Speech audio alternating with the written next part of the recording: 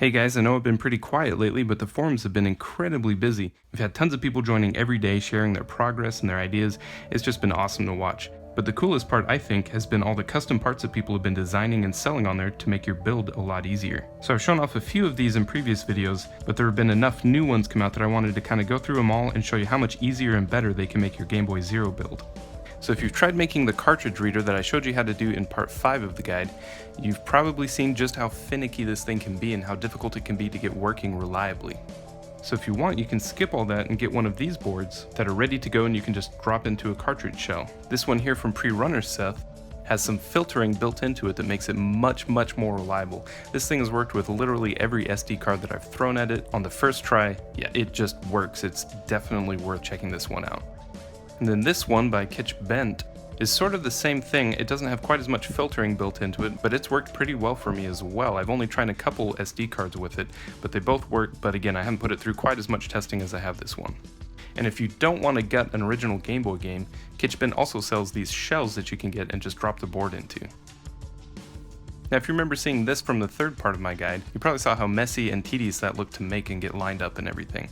This is a bracket that you make to hold the front and the back sides of the case together, since you have to remove the top two screw brackets to make room for the bigger screen. So to make that easier, this is actually a model that I designed and 3D printed, so you can just drop it into the top of your case, press the guides up against the top and glue it down, and you're good to go.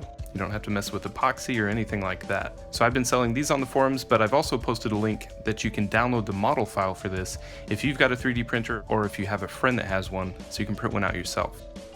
Now when you drill the holes for the X and Y buttons, you notice you won't have these guides around them like the A and B buttons. I've been calling them button wells. I don't know if that's actually a real thing or not. But what these do is they kind of keep the buttons from twisting and moving around too much. They just make them feel a little bit nicer when you're using them.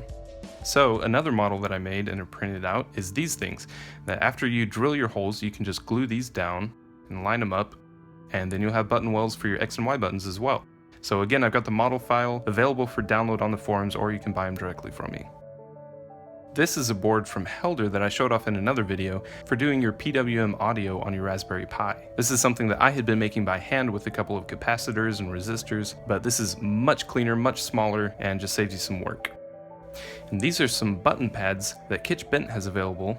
I haven't used them yet, but they're basically just little buttons that you can put anywhere. I could see using these for L2 and R2 buttons on the back of your Game Boy, or for any other projects that you need buttons in random places.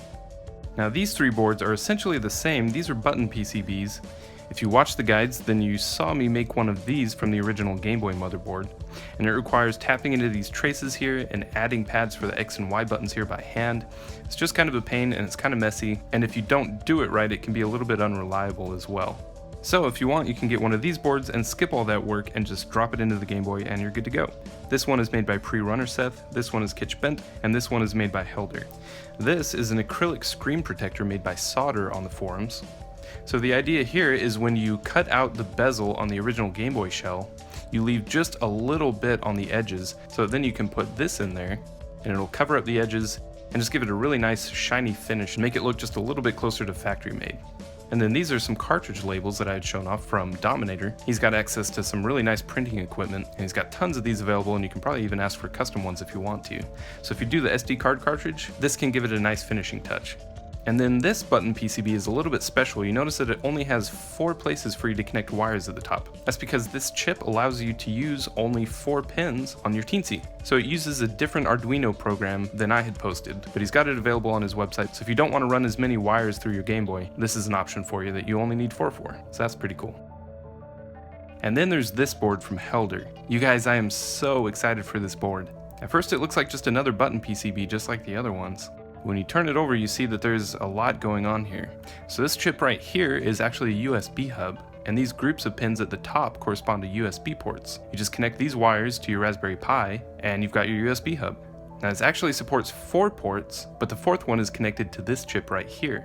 You notice there are no pins for you to wire up your buttons to anything. That's because they're already connected to this chip. This is an Arduino compatible chip. That's right, this replaces your Teensy. So you don't have to mess with that. It comes pre-programmed, you just plug it in and it just works.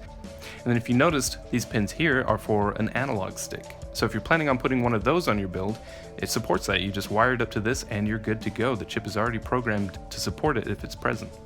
And then these pads for PWM0 and PWM1 will take your audio output from your Raspberry Pi. They go through these capacitors and resistors. That's your low pass filter, so you don't need to make one by hand. You don't even need this board right here. And then it runs up here into this chip, which is an audio amplifier.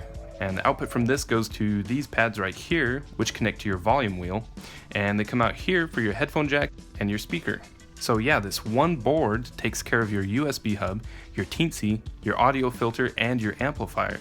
I can't emphasize enough how much work and time and frustration this one board can save you. This basically cuts out about half of the work of making a Game Boy Zero. It's just awesome. Well, I think that covers it for now. Definitely check out the description. I'll be putting links to all the threads that you can purchase these from. Over the next few weeks, I'm going to be putting together another build using all custom parts, an aftermarket case, and other replacement parts for things like the power switch and the volume wheel, so that it won't even need an original Game Boy as a starting point. So keep an eye out for that, and I'll see you guys next time.